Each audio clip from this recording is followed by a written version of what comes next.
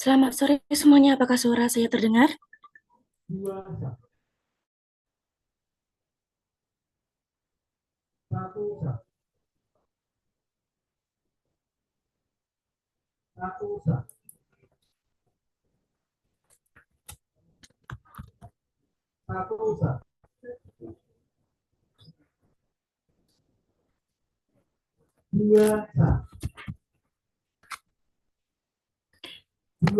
Baik, terdengar ya? Assalamualaikum warahmatullahi wabarakatuh. Selamat sore, Bapak, Ibu, dan kakak-kakak semuanya. Apa kabar nih semuanya? Semoga baik-baik ya dan sehat semuanya. Perkenalkan, nama saya Vina Jazilatun. Izinkan saya memandu jalannya acara free online training di siang hari ini. Di sore hari ini, alhamdulillah, puji syukur kita masih bisa berkumpul pada free online training pada sore hari ini.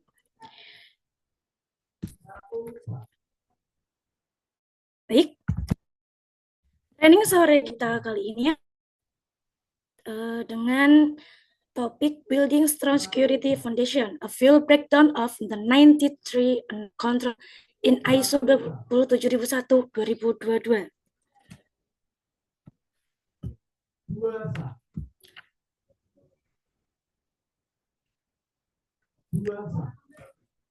Seperti kata patah ya, tak kenal maka tak sayang. Untuk itu, sebelum saya memperkenalkan narasumber kita hari ini, izinkan saya memperkenalkan PT Jeep Karya Asih, sebuah perusahaan yang didirikan pada tahun 2017, bergerak di bidang jasa, quality, health, safety, and environmental monitoring konsultan. Sendiri, kami berkomitmen untuk memberikan bantuan terbaik pada seluruh pelanggan kami dengan fokus pada kualitas, keahlian, tenaga kerja, dan pengalaman yang kami miliki. Berikut company profile dari PT Jeep Asih.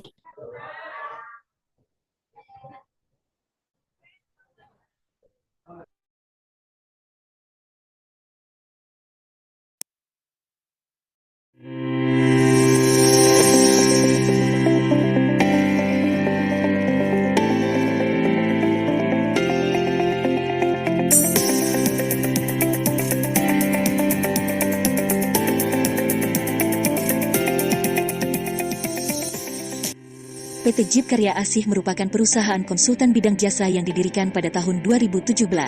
Perusahaan ini mewadahi para profesional di bidangnya dengan pengalaman kerja lebih dari 15 tahun.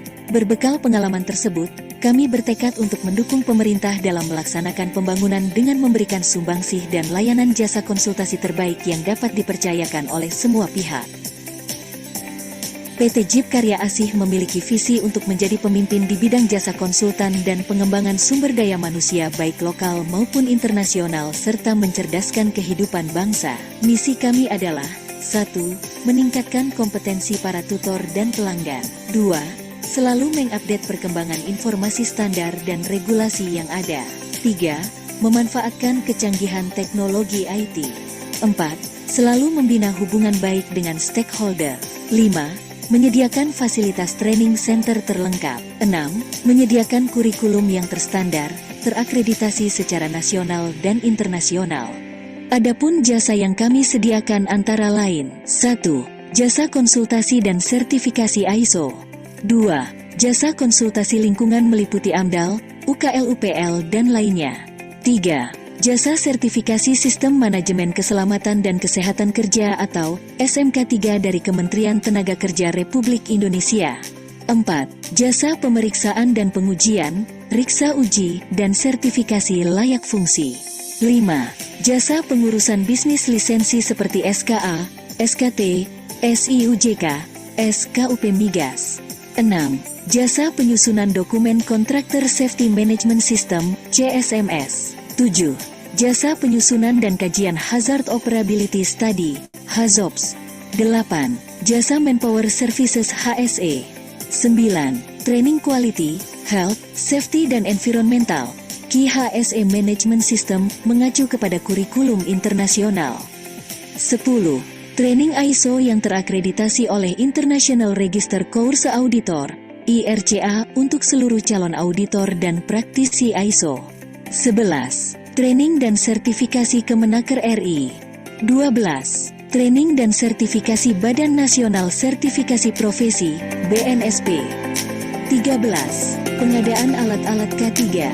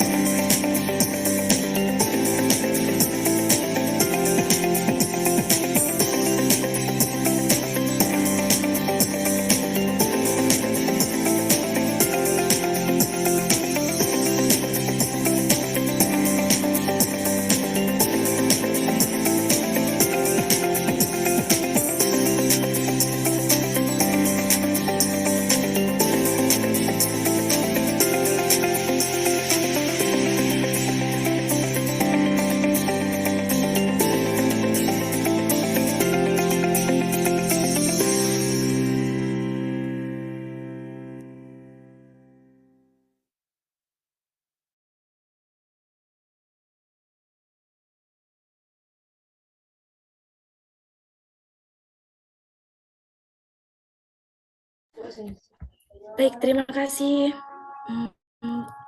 Oke, teman-teman semua, untuk memandu kita dalam memahami ISO 27001 ini, saya dengan senang hati memperkenalkan narasumber kita hari ini, yaitu Mas Rizal Ridwan SKM, yang sudah banyak sekali pengalaman-pengalaman yang beliau miliki, yang akan berbagi pengetahuan pada kita pada sore hari ini. Sebelum ke inti acara, teman-teman, berikan saya akan memberikan info yang singkat, yaitu training kali ini akan berlangsung selama 2 jam. Jika ada pertanyaan, teman-teman semua dipersilakan tulis di kolom chat, atau bisa teman-teman keep hingga sesi tanya jawab berlangsung. Dan dimohon pada Bapak dan Ibu teman-teman semuanya, selama pemaparan harap mic di mute agar training hari berjalan dengan lancar. Baik, langsung saja ke acara inti kita hari ini. Silakan Mas Rizal.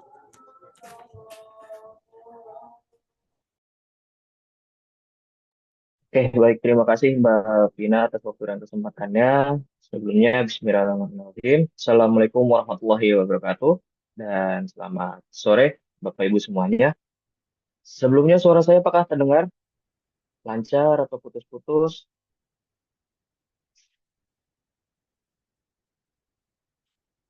Mbak Vina, suara saya lancar? Terdengar Mas, lancar. Oke. Oke, jadi seperti yang sudah disampaikan oleh Mbak Vina ya, Bapak Ibu semuanya. Jadi untuk agenda kita hari ini kita akan membahas sedikit terkait dengan persyaratan dari ISO 27001 tahun 2022, yaitu terdapat pada annex kontrol pada ISO 27001 versi 2022. Sebelum itu saya mohon izin share screen terlebih dahulu ya, Bapak Ibu.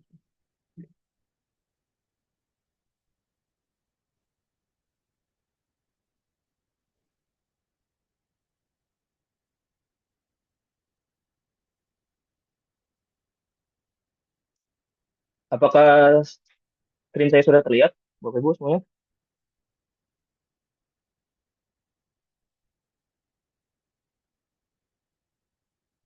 Sudah Mas Rizal terlihat.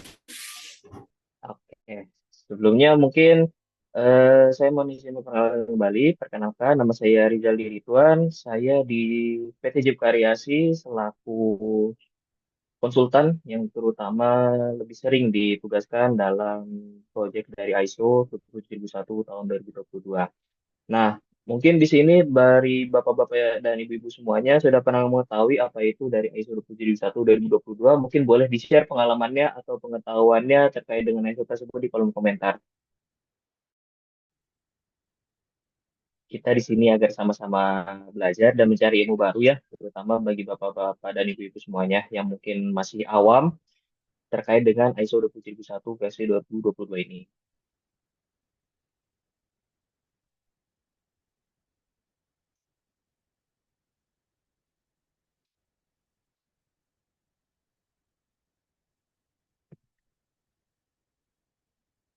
Oke, seperti apa Bapak Ibu semuanya? Apakah sudah pernah ada yang dengar terkait dengan ISO 27001 tahun 2022 ini? Mungkin pernah dengar dari rekannya atau dari kerabatnya atau pernah mungkin mengikuti webinar sebelumnya mengenai ISO 27001 2022 ini, mungkin bisa di-share pengalaman kepada kita semua di sore hari ini.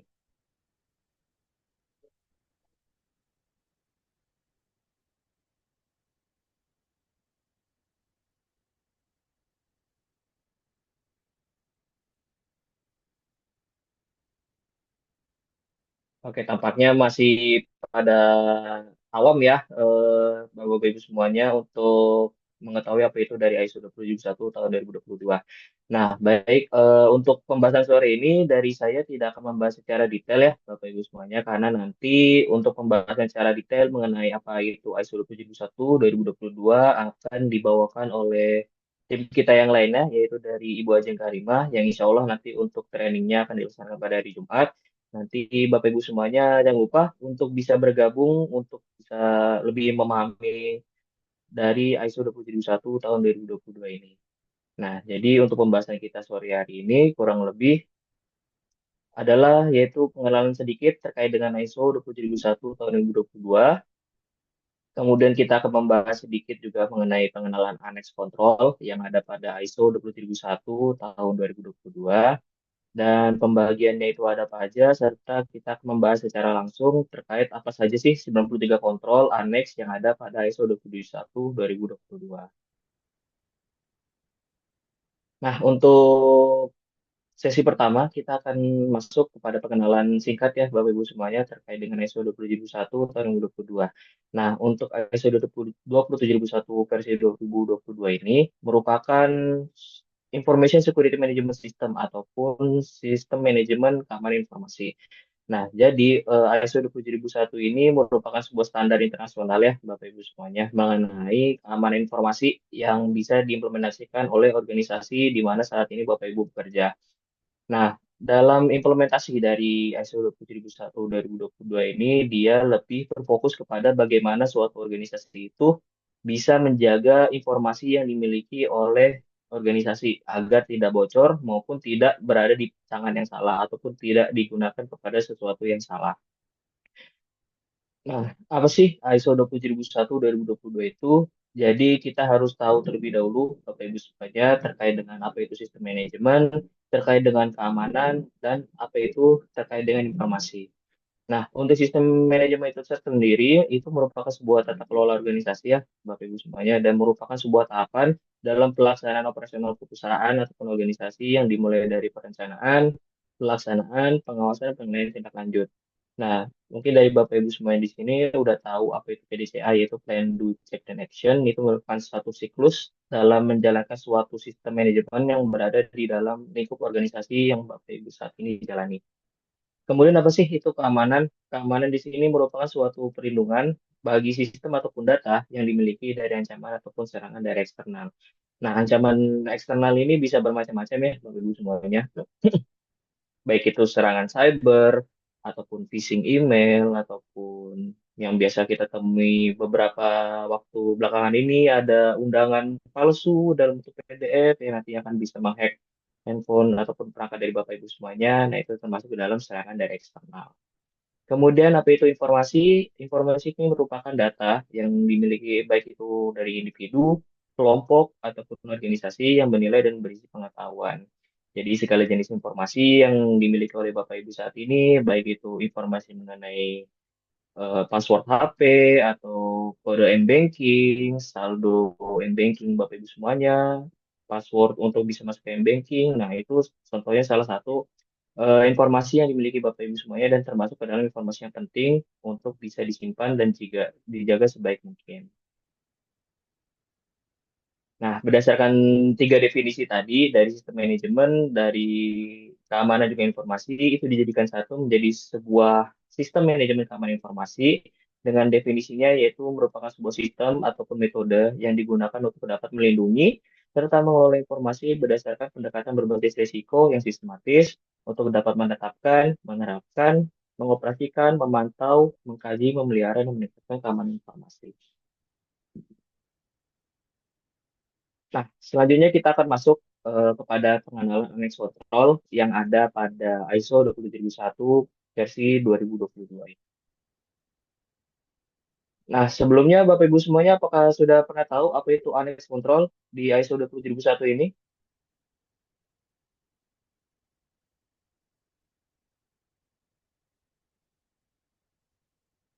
Atau masih awam terkait dengan annex control ini itu seperti apa aslinya?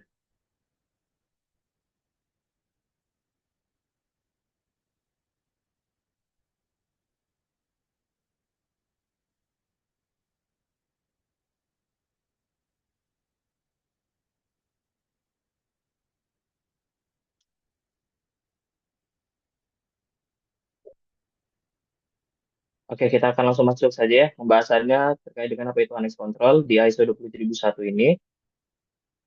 Jadi untuk Unit Control ini merupakan lampiran ya, Bapak Ibu semuanya, di dalam ISO 27001 versi 2022, yang dimana Anes ini berisi daftar kontrol keamanan informasi yang harus dipertimbangkan oleh organisasi dalam rangka mengelola risiko keamanan informasi.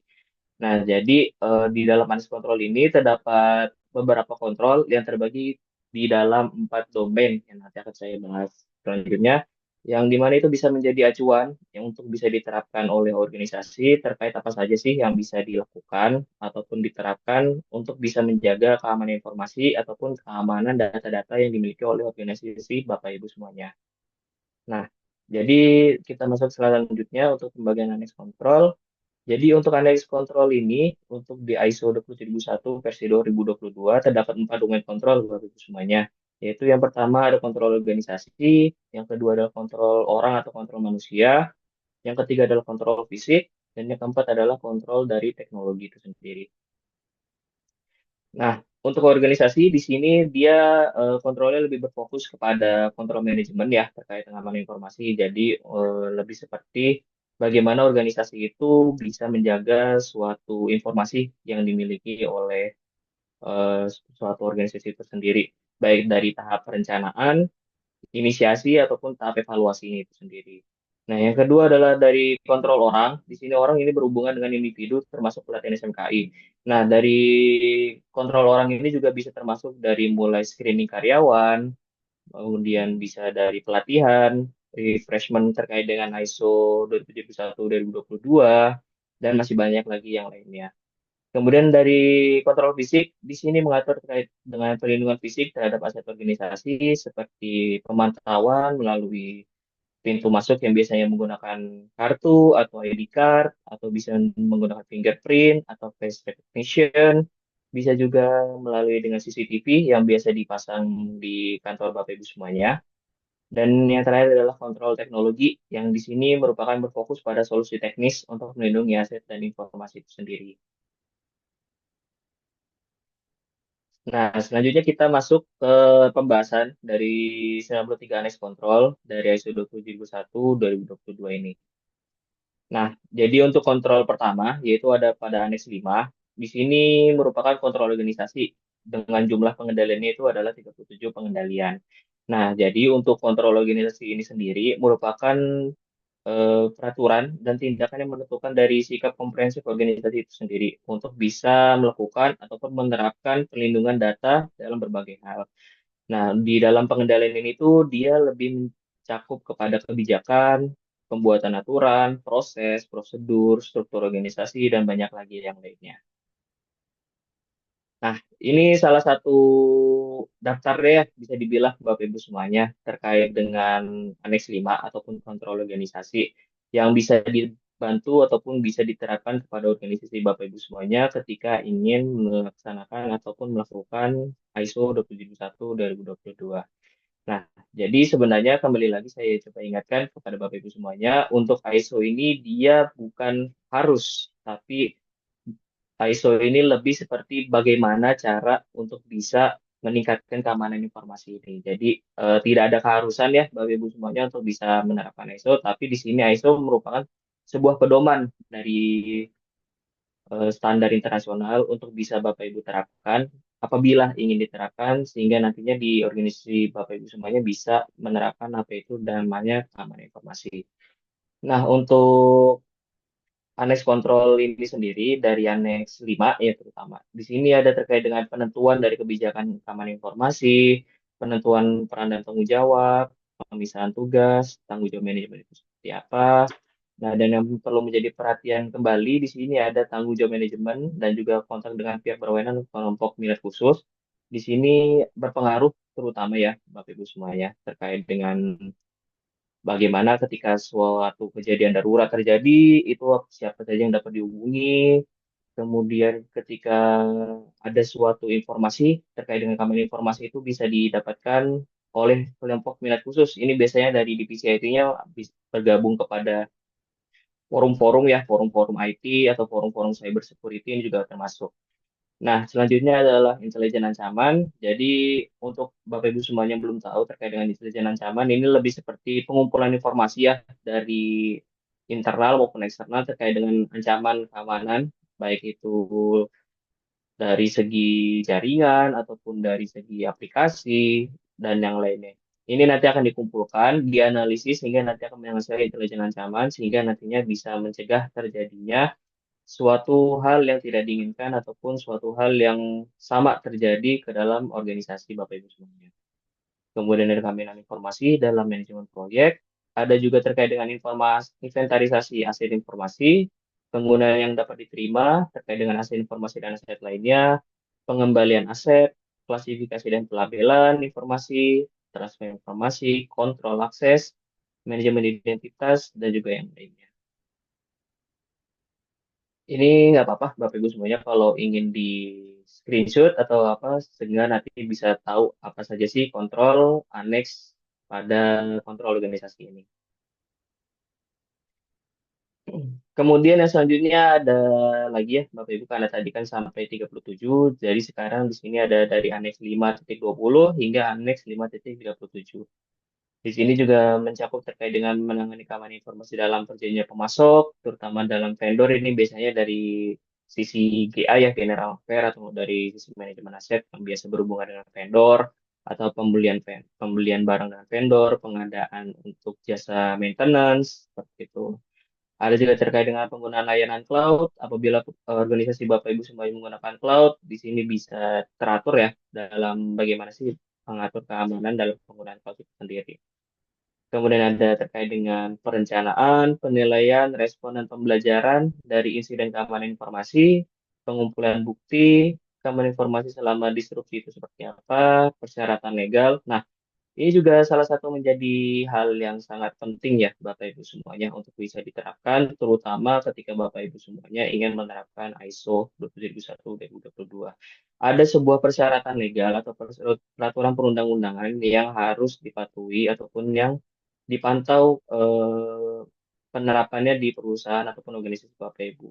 Jadi ketika Bapak Ibu menjalankan kegiatan operasional di organisasi Bapak Ibu sehari-hari, tentu pasti akan mengacu pada peraturan perundang-undangan yang ada di Indonesia ini. Entah itu peraturan presiden kah, peraturan gubernur, atau peraturan BUMN, undang-undang terutama, dan itu juga termasuk ke dalam persyaratan legal ini dan harus didokumentasikan ya untuk bisa mengetahui sejauh apa sih kepatuhan dari organisasi dalam mematuhi peraturan perundangan-undangan tersebut.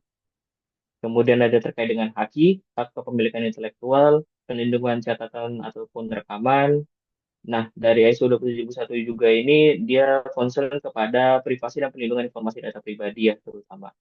Jadi ketika Bapak Ibu semua yang di sini bekerja, terutama yang berhubungan dengan data-data masyarakat, baik itu dari data NIK, data nomor telepon, dan lain-lainnya. Di sini juga mengatur ya untuk bagaimana cara dari organisasi ini supaya bisa menjaga privasi dan perlindungan informasi data pribadi yang dimiliki oleh perusahaan ataupun organisasi. Kemudian ada peninjauan independen terhadap keamanan informasi. Dari peninjauan independen di sini bisa melalui audit ya, Bapak Ibu. Nah, untuk audit ini sendiri berbeda ya, mungkin dari audit keuangan ataupun audit lainnya. Jadi untuk audit ISO 27001 2022 ini merupakan audit tersendiri yang dimana untuk fokus dari audit itu sendiri merupakan pengecekan dari implementasi untuk sistem manajemen keamanan informasi yang diterapkan oleh organisasi Bapak Ibu saat ini bekerja. Kemudian ada terkait dengan kepatuhan terhadap kebijakan, peraturan, dan standar untuk keamanan informasi. Ini juga berkaitan dengan Aneks A531 tadi terkait apa saja sih peraturan yang dipatuhi oleh organisasi Bapak Ibu semuanya dalam kegiatan operasional sehari-hari dan juga terkait dengan prosedur pengoperasian terdokumentasi. Selanjutnya kita masuk kepada kontrol orang ya atau kontrol manusia yaitu di Aneks 6 Bapak Ibu semuanya. Nah, untuk Aneks 6 ini terdiri dari 8 pengendalian Bapak Ibu semuanya. Jadi tidak sebanyak kontrol organisasi pada Aneks 5 itu sampai 37. Nah, untuk kontrol orang ataupun manusia di Aneks 6 ini hanya berjumlah 8 pengendalian. Dan untuk kontrol orang ini dia lebih concern kepada pengendalian manusia sehingga nanti bisa memungkinkan bisnis untuk mengatur komponen manusia dalam program keamanan informasi mereka. Baik itu dengan cara mengontrol bagaimana tiap personel ini berinteraksi dengan data yang dimiliki maupun dengan data yang dimiliki oleh bagian departemen atau divisi lainnya. Kemudian terkait dengan bagaimana kompetensi yang dimiliki oleh setiap personel yang bekerja pada organisasi, dan untuk pengendalian ini pun juga mencakup bagaimana manajemen sumber daya manusia ini bisa dikelola dengan aman dan juga menjaga keamanan personil serta kesadaran pelatihan dari setiap personel tersebut. Nah, seperti yang saya sampaikan di awal, bahwa untuk kontrol manusia ini bisa dimulai dari penjaringan calon pekerja ya, Bapak Ibu semuanya. Jadi dari screening, di sini bisa kita lihat apakah dari data-data yang diberikan itu memang sudah valid, terus kemudian apakah calon pekerja ini tidak memiliki catatan kriminal, bisa dibuktikan dari SKCK, kemudian bisa didapat juga bagaimana dari calon pekerja ini di perusahaan sebelumnya melalui surat rekomendasi ataupun surat keterangan pernah bekerja dan yang lainnya untuk bisa dilakukan screening. Kemudian ada juga syarat dari ketentuan ketenaga kerja itu seperti apa, ada terkait dengan kesadaran atau kepedulian keamanan informasi, pendidikan dan pelatihan, termasuk salah satunya seperti ini ya, Bapak Ibu semuanya. Ini juga termasuk terkait dengan kesadaran atau kepedulian keamanan informasi. Jadi ketika Bapak Ibu semuanya mengikuti training ataupun webinar terkait dengan mungkin perlindungan data pribadi atau terkait dengan sistem manajemen keamanan informasi yang saat ini dijalankan, ini juga termasuk ke dalam aneks A6.3. Kemudian terkait dengan proses pendisiplinan. Jadi ketika suatu pekerja ya, kita jawabnya di pekerja aja. Ketika melaksanakan ataupun melakukan tindakan yang bisa dibilang dilarang ataupun menjadi suatu yang tidak boleh dilakukan di dalam organisasi, harus tercantum bagaimana proses pendisiplinannya. Entah apa dikasih SP1 dulu, atau SP2 langsung, atau bisa langsung diberikan SP3, itu nanti harus tercantum bagaimana prosesnya dan pembagian dari hukuman-hukuman tersebut. Nah, terkait dengan Aneks 6.5, yaitu terkait dengan tanggung jawab setelah pemutusan kerja atau perubahan pekerjaan. Jadi ketika pekerja tersebut resign ataupun mengundurkan diri, kita sebagai organisasi juga harus menentukan nih apa sih tanggung jawab mereka yang harus diberikan kepada kita setelah mereka mengajukan resign itu sendiri. Kemudian ada juga NDA. Nah, untuk NDA di sini merupakan salah satu faktor penting ya, Bapak Ibu semuanya, ketika ingin melaksanakan atau menerapkan dari ISO 27001. Jadi untuk NDA ini merupakan sebuah dokumen ya biasanya, dokumen untuk bisa memastikan dan menjamin bahwa pekerja tersebut bisa dan siap untuk menjaga segala informasi yang dia dapatkan selama bekerja pada organisasi Bapak Ibu semuanya. Jadi ketika pekerja tersebut sudah resign, Dan ternyata setelah dia resign, dia menyebarkan informasi yang dimiliki setelah bekerja di organisasi Bapak Ibu. Nah, itu bisa ditindaklanjuti karena dari pekerja tersebut sebelumnya sudah melaksanakan ataupun menandatangani dari NDA itu sendiri. Nah, sehingga NDA di sini juga bisa sebagai jaminan oleh organisasi Bapak Ibu semuanya agar dari pekerja yang bekerja di sini bisa menjaga informasi yang ada dalam lingkup perusahaan untuk bisa dijaga sebaik mungkin kerahasiaannya dan tidak tersebar ke pihak-pihak yang tidak berkepentingan. Kemudian ada juga terkait dengan bekerja pada jarak jauh, remote. Nah, ini mungkin lebih relate ya ketika masa pandemi COVID, ini seperti apa mekanismenya dan tata cara untuk bisa mengendalikan dari keamanan informasi, terutama dari pekerja yang menggunakan aset kantor ya, itu biasanya perlu diidentifikasi bagaimana cara dari pekerja tersebut untuk bisa menjaga keamanan informasi dari data yang diletakkan ataupun digunakan pada laptop ataupun aset dari kantor tersebut. Kemudian ada terkait dengan pelaporan kejadian keamanan informasi, baik itu dari insiden yang dialami oleh personil individu ataupun insiden yang dialami oleh organisasi. Seperti itu. Selanjutnya terkait dengan kontrol fisik, yaitu Aneks 7. Di sini untuk Aneks 7 juga tidak sebanyak pada Aneks 5 ya, kontrol organisasi. Jadi kalau Aneks 7 ini dia hanya berjumlah sebanyak 14 pengendalian saja.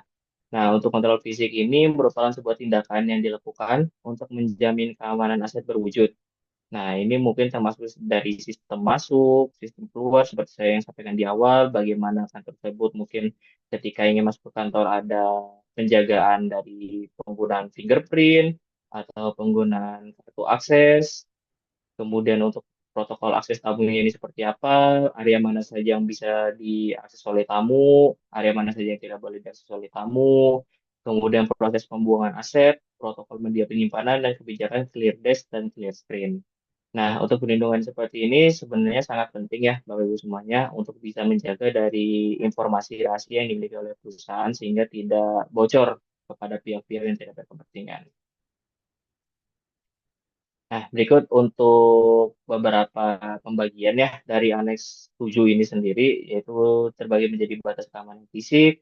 Jadi, ada pembagian nih dari lokasi organisasi Bapak Ibu semuanya, mana bagian yang dapat diakses oleh tamu, mana yang bisa diakses oleh pekerja, dan mana yang bisa diakses oleh personel tertentu saja. Itu harus diidentifikasi dan juga didokumentasikan. Kemudian ada mengamankan kantor, ruangan dan fasilitas. Seperti yang saya sampaikan tadi, sebaiknya kalau organisasi Bapak Ibu ingin menerapkan ISO, setiap bagian dari kantor ataupun ruangan dan fasilitas yang berisi informasi yang sangat penting, terutama di ruangan kerja ataupun ruangan penyimpanan, server, dan lain-lain itu harus dijaga agar tidak sembarangan orang bisa masuk ke dalam ruangan-ruangan tersebut. Kemudian ada pemantauan fisik, ini bisa dilakukan dengan penggunaan CCTV ya, biasanya, Bapak Ibu semuanya. Kemudian ada melindungi dari ancaman fisik dan lingkungan, bekerja di area aman, mengosongkan meja dan mengosongkan layar, yaitu clear desk, clear screen. Jadi buat informasi Bapak Ibu semuanya, untuk clear desk, clear screen ini lebih seperti ketika Bapak Ibu semuanya meninggalkan lokasi pekerjaan Bapak Ibu ataupun meninggalkan area kerja Bapak Ibu, baik itu meja ataupun area lainnya, ini harus memastikan bahwa tidak ada dokumen-dokumen yang berisi informasi penting, terutama dalam konteks perusahaan ya, itu tidak ada tercecer di meja ataupun area kerja Bapak Ibu semuanya. Dan untuk lead screen ini sendiri dipastikan ataupun diusahakan ya untuk bisa dikosongkan dalam artian tidak ada informasi-informasi penting seperti mungkin password ataupun to-do list ataupun dan lain-lainnya yang berisi mungkin sesuatu yang bisa dimanfaatkan oleh pihak yang tidak berkepentingan untuk bisa diakses dan digunakan sebagai hal yang bisa membuat kerugian dari perusahaan ataupun organisasi Bapak Ibu. Jadi sebaiknya ketika Bapak Ibu semuanya meninggalkan meja atau area kerja Bapak Ibu, diusahakan tidak ada dokumen yang tercecer dan sebaiknya dokumen tersebut tersimpan rapi dan tidak ada tempelan-tempelan di meja ataupun di area kerja, terutama di area layar Bapak Ibu semuanya. Kemudian ada terkait dengan penempatan, perlindungan peralatan. Biasanya ini terkait dengan area penyimpanan ya. Bapak Ibu semuanya, mungkin dari gudang atau inventory ini seperti apa. Kemudian keamanan aset di luar lokasi ini juga bisa relevan ataupun bergaris lurus terkait dengan remote working tadi pada kontrol Annex 6. Kemudian dari media penyimpanan, utilitas pendukung seperti penggunaan genset atau UPS. Kemudian ada keamanan perkabelan, pemeliharaan peralatan, dan juga pengembangan atau penggunaan kembali dari peralatan secara aman. Nah, selanjutnya kita masuk ke aneks yang terakhir ya, Bapak Ibu semuanya. Kita masuk ke kontrol teknologi, yaitu pada aneks 8. Nah, jumlah dari aneks 8 ini tidak berbeda banyak dari aneks 5, yaitu kontrol organisasi, dengan jumlahnya itu 34. Nah, jadi bisa kita lihat kalau memang untuk ISO 20001 versi 2022 ini dia lebih concern kepada kontrol teknologi dan juga kontrol organisasi. Jadi bagaimana organisasi tersebut menyediakan baik dari segi sistem, yaitu dari sisi kebijakan, prosedur, SOP, komitmen, dan lain-lainnya, serta bagaimana kontrol teknologi ini nanti yang akan saya jelaskan. Nah, jadi kalau untuk Annex 8 di sini jumlahnya tadi adalah 34. Nah, berikut untuk salah satu pembagiannya ya, untuk Annex 8 ini sendiri, baik dari perangkat endpoint pengguna, itu baik bisa seperti laptop ataupun komputer yang biasa digunakan oleh setiap personil atau pekerja. Kemudian terdapat hak akses istimewa, pembatasan akses informasi. Jadi ada pembagian nih Bapak Ibu semuanya, tidak semua orang ataupun tidak semua pekerja tentunya bisa mengakses informasi-informasi yang ada pada perusahaan. Nah, biasanya pun dalam suatu perusahaan atau organisasi ada pembagian akses nih, pembagian akses seperti pekerja pada bagian ini hanya bisa mengakses informasi terkait ini, pekerja ini hanya bisa akses terkait ini, dan lain-lainnya. Kemudian akses ke source code ini apabila dari perusahaan Bapak Ibu semuanya memiliki aplikasi berbasis web ataupun aplikasi dalam bentuk aplikasi yang bisa di-download, ini biasanya kan ada sebuah pembuatan ya, dalam artian pembuatan dari aplikasi tersebut. Nah, tentunya di sini kan ada yang namanya source code yang digunakan. Nah, ini perlu dipastikan juga apakah dari perwakilan dari perusahaan atau organisasi Bapak Ibu semua ini mempunyai akses ke source code tersebut. Kemudian ada terkait dengan autentikasi yang aman. Untuk autentikasi ini lebih seperti dari penggunaan password ya, Bapak Ibu semuanya. Ketika ingin mengakses dari laptop ataupun komputer Bapak Ibu semuanya, dipastikan harus memiliki kontrol autentikasi yang aman, yaitu terkait dengan penggunaan password. Nah, biasanya dalam best practice-nya dalam perusahaan ini untuk penentuan ataupun penggunaan passwordnya yaitu terdiri dari 8 huruf, dan itu merupakan kombinasi dari huruf, angka, dan juga elemen-elemen lainnya. Kemudian adalah manajemen kapasitas, perlindungan terhadap malware. Malware di sini lebih seperti virus ya, virus dari komputer ataupun dari website-website yang tidak bisa dijamin keamanannya.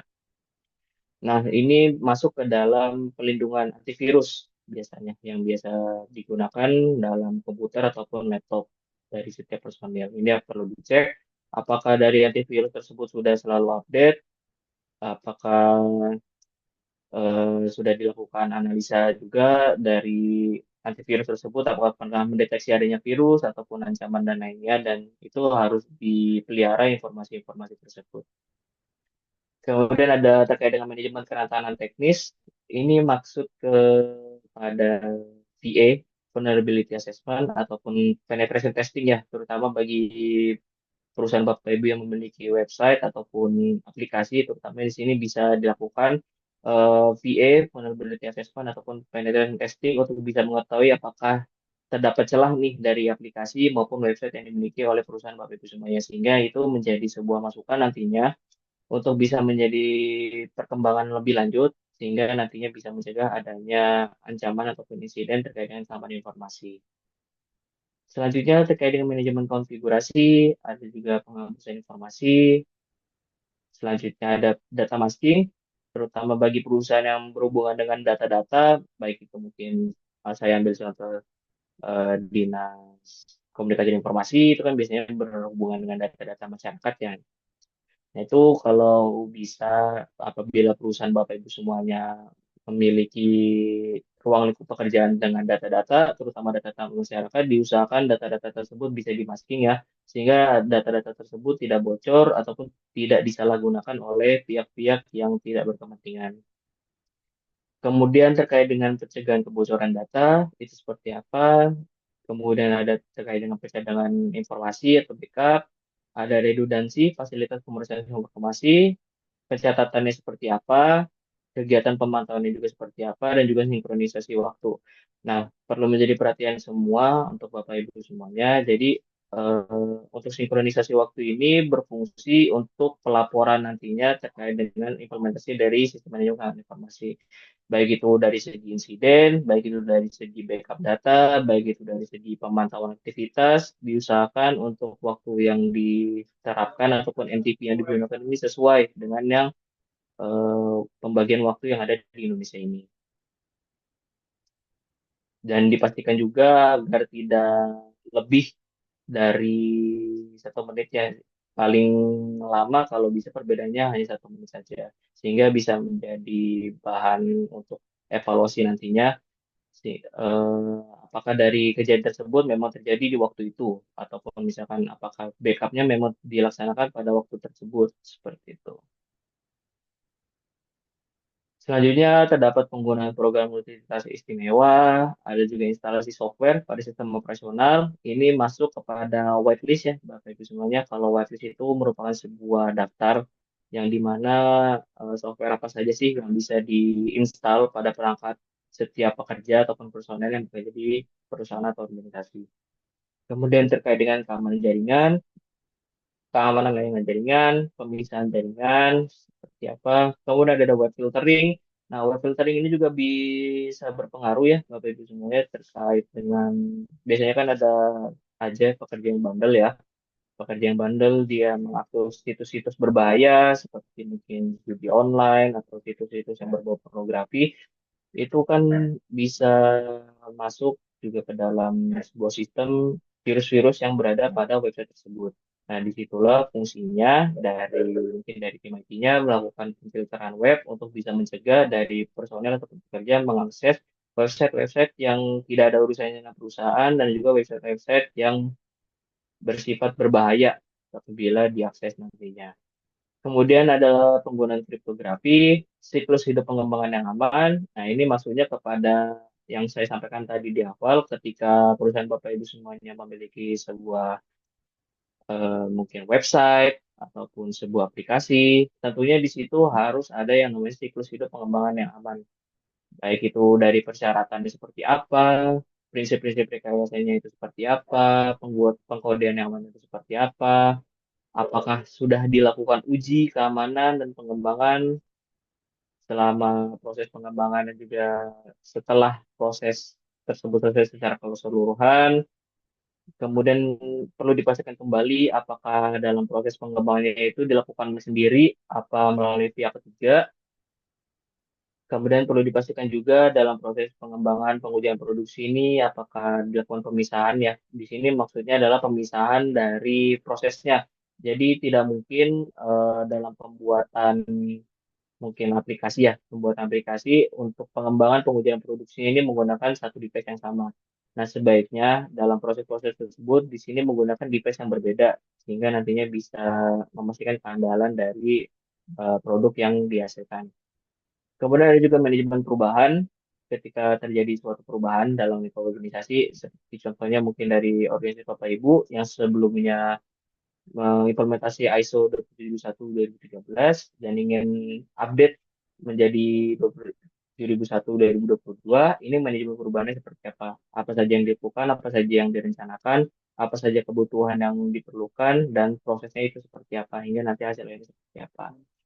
Kemudian ada juga terkait dengan informasi pengujian. Informasi pengujian itu masuk ke dalam tadi ya, baik itu dari hasil PA ataupun hasil pentest, dia juga masuk ke dalam informasi pengujian. Apakah dari website perusahaan Bapak Ibu semuanya ataupun aplikasi yang dimiliki oleh perusahaan Bapak Ibu semuanya sudah aman untuk digunakan atau masih ada beberapa hal yang perlu menjadi bahan perhatian untuk bisa dilakukan tindakan perbaikan. Kemudian yang terakhir adalah ALA 34, yaitu terkait dengan perlindungan sistem informasi selama audit.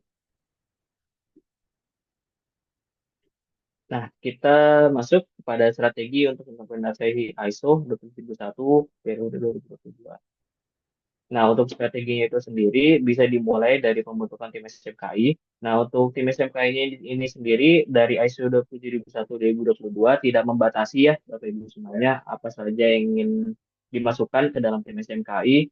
Tidak ada batasan juga siapa saja personel yang dapat dimasukkan, tidak ada batasan juga mau berapa banyak dari tim SMKI ini untuk ditentukan. Ini tergantung dari kebijakan perusahaan ingin menerapkan berapa banyak personel yang digunakan dan juga berapa bagian ataupun departemen yang menjadi tanggung jawab dalam pelaksanaan ataupun implementasi sistem manajemen keamanan informasi. Setelah pembentukan tim SMKI tersebut, dilaksanakanlah analisis ruang lingkup sehingga nanti dalam pelaksanaan ataupun implementasi ISO 27001 2022 yang diterapkan mengetahui nih batasan ruang lingkupnya ini seperti apa. Apakah terkait dengan pengembangan aplikasi, atau proses operasional perusahaan, atau hanya sebatas dengan proses penyimpanan dan backup data itu seperti apa, itu nanti bisa ditentukan sesuai dengan kesepakatan dari tim SMKI yang telah ditentukan.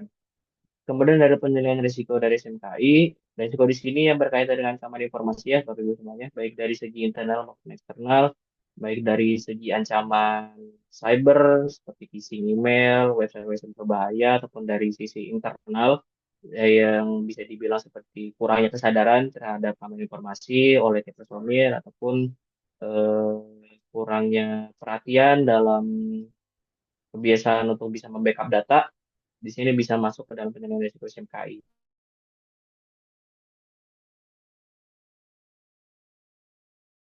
Implementasi ISO 27001 tahun 2022. Nah, jadi secara keseluruhan ya, Bapak Ibu semuanya, untuk fokus dari implementasi ISO 27001 2022 ini, yaitu yang pertama adalah backup dan restore.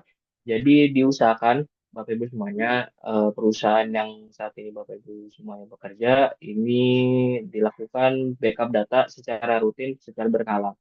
Nah, untuk jangka waktu backupnya ini tidak ditentukan ya oleh ISO. Jadi ini sesuai dengan kebijakan perusahaan aja, mau setiap minggu, setiap bulan, setiap 3 bulan sekali, atau setiap 6 bulan sekali itu tidak dibatasi mau seberapa seringnya. Itu tergantung dari kebijakan perusahaan.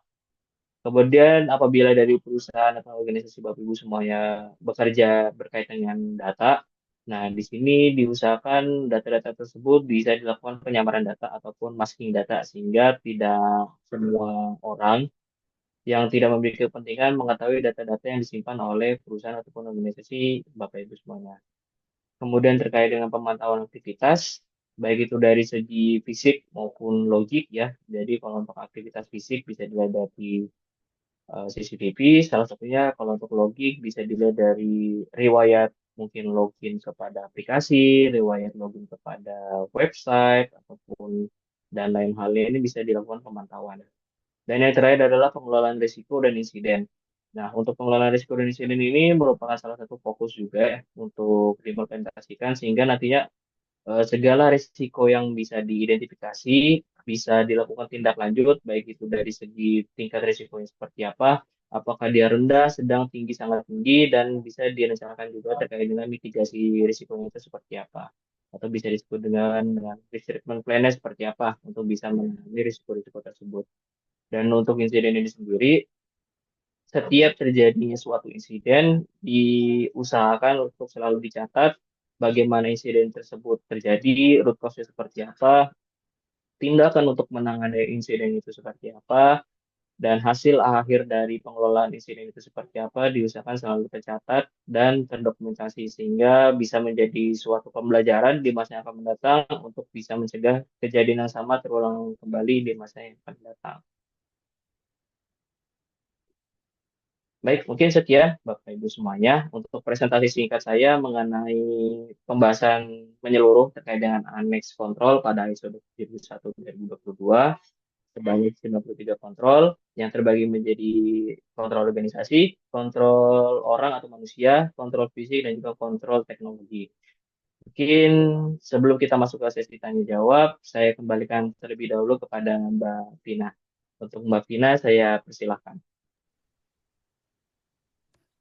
Baik, terima kasih kepada Mas Rizal atas materinya yang sangat menarik dan sangat informatif. Sekarang kita masuk ke sesi tanya jawab. Bagi teman-teman semua yang punya pertanyaan, silakan ajukan melalui chat atau bisa langsung ke Mas Rizal. Oh ya, ini ada masuk pertanyaan Mas Rizal.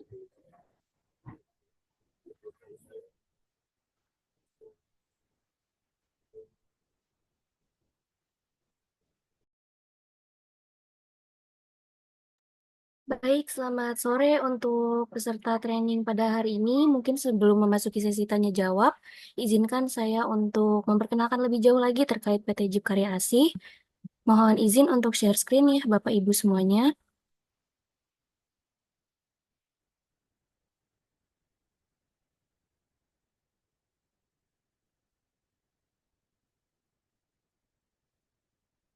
Oke, untuk pada sesi kali ini, terima kasih atas kesempatannya untuk apa namanya terkait sharing untuk memperkenalkan lebih jauh lagi PT Jeep Karya Asih.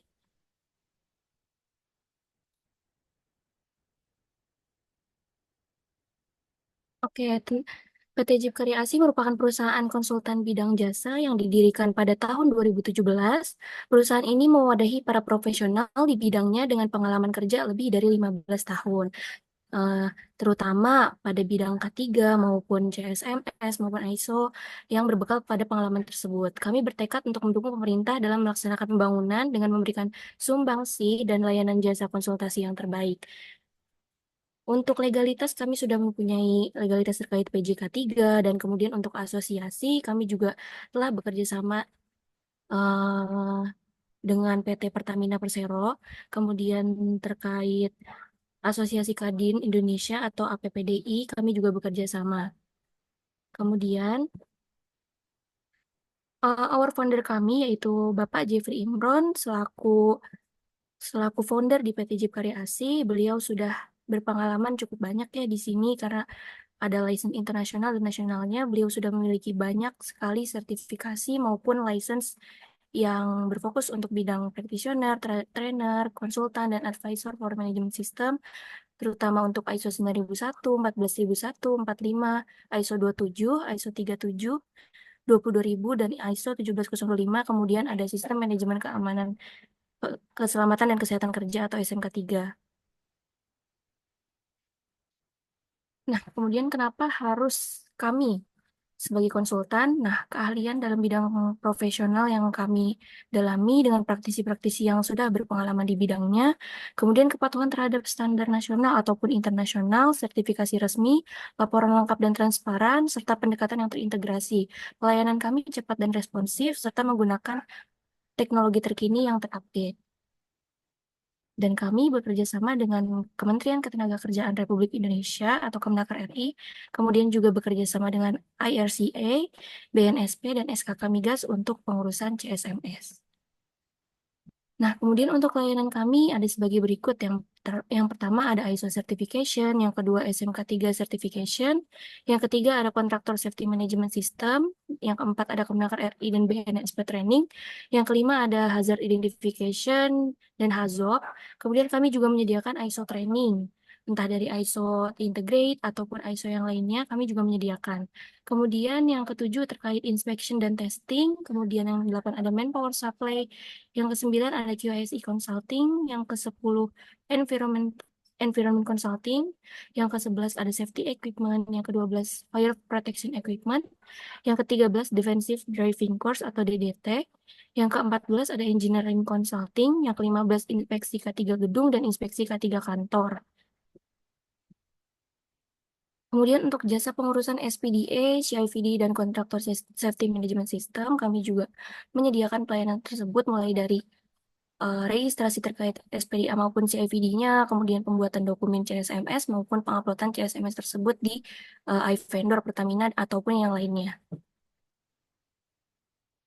Kemudian berikut ada beberapa portofolio atau dokumentasi serah terima sertifikat kami pada klien-klien yang sudah bekerja sama dengan kami dari sertifikasi ISO, kemudian Riksa Uji, ada engineering consulting, dan juga workshop Hazid dan Hazid Hazob Study. Nah, kemudian PT Jeep Karyasi membuka kesempatan emas bagi mahasiswa tingkat akhir nih dan fresh graduate yang mau bergabung ke program pelatihan konsultan profesional. Nah, benefit yang akan didapatkan yaitu mendapatkan pelatihan intensif dari pakar konsultan yang berpengalaman, kemudian memahami standar internasional seperti ISO 9001, 14, 45, maupun 27001. Dan yang terutama siap bersaing di dunia kerja dengan keterampilan konsultan yang mumpuni atau nanti bisa mendapatkan basic dasar dari konsultannya gitu.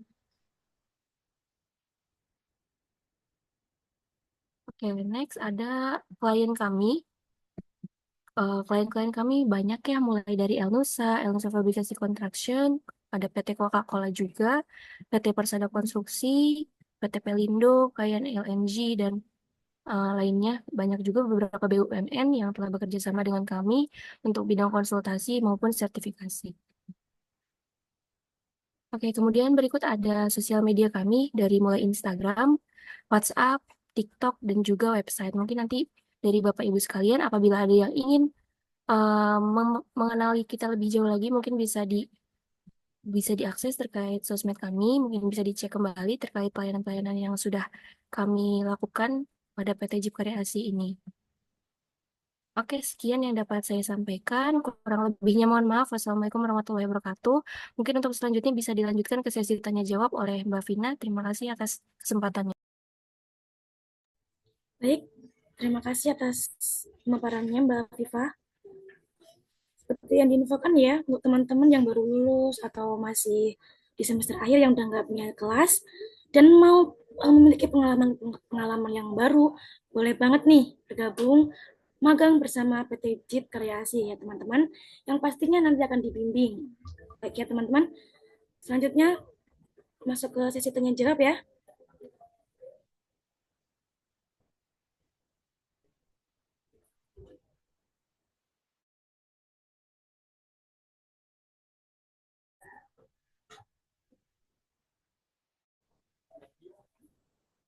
Oke, terima kasih Mbak Vina. Sekarang kita masuk ke sesi tanya jawab ya. Di sini sudah ada Bapak atau Ibu Maki. Eh, yang pertama di sini sesuatu yang baru untuk saya sebagai seorang guru baru TKJ, baru mengenal hal-hal yang dibicarakan ini. Kalau di dunia pendidikan, jurusan TKJ ini mungkin bisa masuk kategori fase E di kelas X. Pertanyaannya, apakah bisa aneks ini diintegrasikan di kurikulum sekolah? Baik, terima kasih Bapak atau Ibu Maki untuk pertanyaannya. Jadi, apabila dari kurikulum sekolah ingin menerapkan aneks ini sebenarnya bisa. Ini juga masuk ke dalam aneks 8 tadi ya terkait dengan kontrol teknologi ya eh, Bapak Ibu Maki. Jadi ada beberapa aneks pun yang bisa diterapkan kepada kurikulum persekolahan yang saat ini contohnya seperti penggunaan password pada setiap perangkat yang dimiliki baik itu dari guru maupun siswa. Kemudian bisa diterapkan juga terkait dengan kebijakan agar tidak bisa memberitahukan password kepada yang tidak memiliki ataupun tidak berkepentingan terhadap password tersebut. Kemudian kebijakan terkait dengan backup data yang dimiliki oleh sekolah ataupun yang dimiliki oleh murid-murid yang sekolah di sana.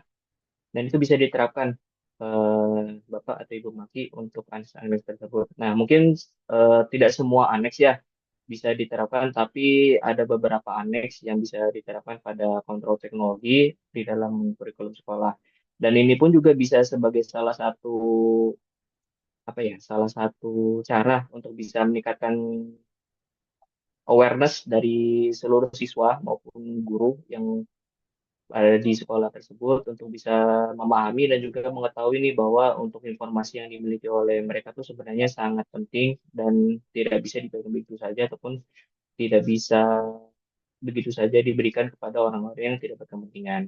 Sehingga ini juga bisa menjadi salah satu bahan ajar juga apabila ingin dilaksanakan ataupun bisa juga sebagai himbauan kepada seluruh guru ataupun kepada seluruh siswa untuk bisa menerapkan keamanan informasi yang dimiliki oleh setiap individu di sekolah tersebut. Mungkin seperti itu, Bapak Ibu Maki, semoga menjawab ya pertanyaannya. Kemudian untuk Mas Fajar Putra, pertanyaannya maaf saya terlambat untuk gabung. Apakah Aneks 4.1 dan 4.2 sudah masuk ke dalam pembahasan hari ini? Mengingat dari surat edaran yang diinformasikan dari KAN sudah harus diimplementasikan di perusahaan. Namun untuk arahan implementasi di perusahaan terkait dengan Aneks 4.1 dan 4.2 masih belum diinformasikan dari konsultan ISO 2001. Baik, terima kasih Mas Fajar atas pertanyaannya ya. Sebenarnya untuk Mas Fajar, jadi kalau untuk ISO 27721 2022 ini, dia hanya terdiri dari 4 aneks, dan aneks yang pertama pun itu aneks 5, Mas Fajar. Dan untuk aneks 5 ini merupakan aneks kontrol organisasi. Izin saya screen kembali ya.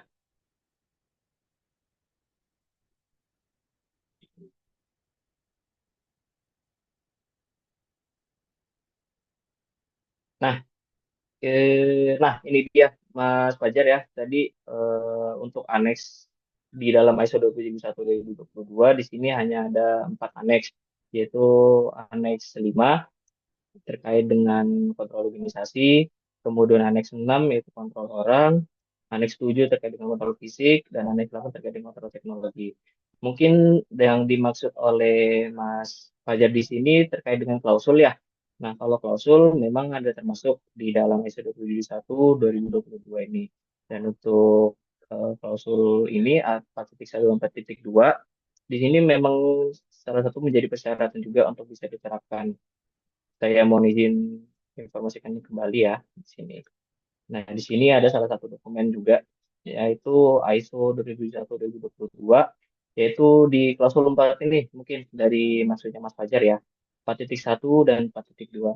Jadi, ketika ingin menerapkan ISO 2021-2022 ataupun sistem manajemen lainnya yang terkait dengan ISO, di sini memang perusahaan diwajibkan untuk bisa mengetahui ataupun memahami apa sih organisasi dan konteksnya. Jadi seperti organisasi Pak Fajar, Mas Fajar di sini bergerak di bidang apa sih? Konteksnya itu seperti apa saja proses bisnisnya, apa saja yang dilakukan di perusahaan ataupun organisasi Mas Fajar ini seperti apa. Kemudian di 4.2 di sini terkait dengan memahami kebutuhan dan ekspektasi dari pihak yang berkepentingan. Jadi perusahaan ataupun organisasi yang Mas Fajar saat ini bekerja di sini sudah menentukan atau belum sih terkait dengan kebutuhan dan ekspektasi dari pihak-pihak kepentingan, baik itu dari segi internal, mungkin dari kebutuhan dan ekspektasi dari karyawan atau manajemen atau dari pihak eksternal, baik itu dari vendor ataupun regulator, pemerintah dan juga lainnya. Nah, di sini termasuk salah satu yang kalau bisa ditentukan, didokumentasi dan diidentifikasi seperti itu, Mas Fajar. Nah, jadi kalau untuk aneks sebenarnya aneksnya hanya 5, aneksnya hanya 4. Aneks 5 kontrol organisasi, aneks 6 kontrol orang atau manusia, aneks 7 kontrol fisik, dan aneks 8 kontrol teknologi. Seperti itu. Apakah sudah menjawab, Mas Fajar?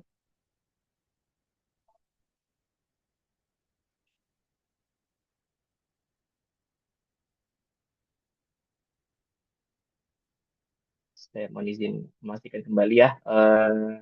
Seperti ini ya, Mas Fajar. Ini yang saya buka dokumen resmi ya, dokumen dari ISO, IEC 2001-2022. Dan untuk aneksnya itu sendiri, dia dimulai dari aneks 5, yaitu kontrol organisasi. Seperti itu, Mas Fajar. Jadi mungkin yang Mas Fajar maksud itu lebih kepada klausul 4.1 dan 4.2 terkait konteks organisasi serta kebutuhan dan harapan pihak yang berkepentingan. Seperti itu. Apakah sudah jelas, Mas Fajar?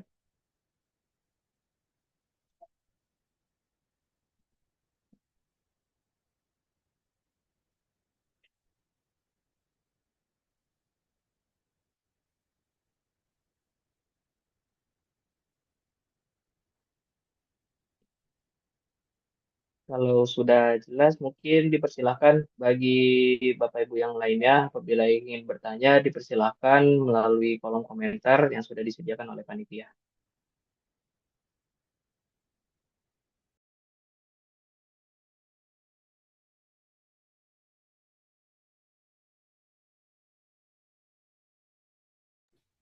Baik, terima kasih Mas Rizal. Untuk teman-teman semua, apakah masih ada pertanyaan? Silakan tanyakan.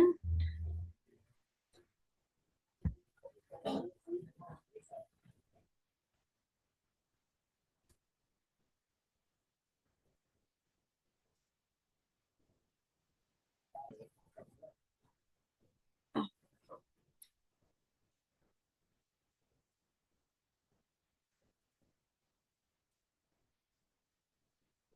semua udah paham berarti ya semuanya ya.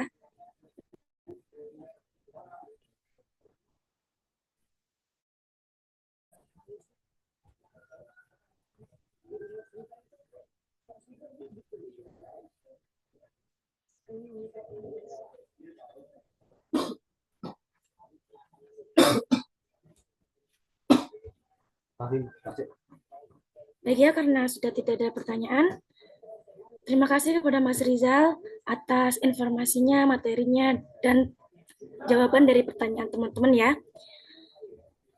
Dan terima kasih juga kepada teman-teman semua yang sudah join di training kali ini.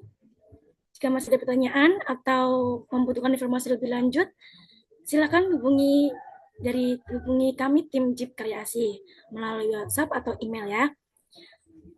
Sebelum mengakhiri pertemuan kita sore hari ini, dimohon untuk Bapak, Ibu, dan teman-teman semua untuk on cam ya, untuk dokumentasi.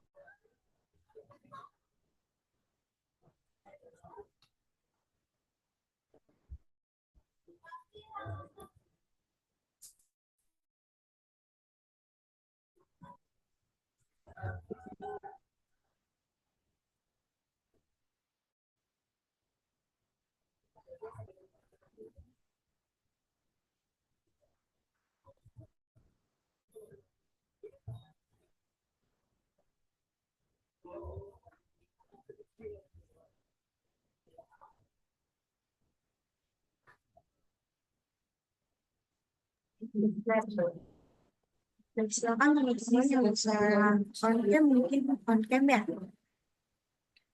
biar saya yang itu. Satu, dua, tiga. Sekali lagi. Satu, dua, tiga. Saya kembalikan kembali ke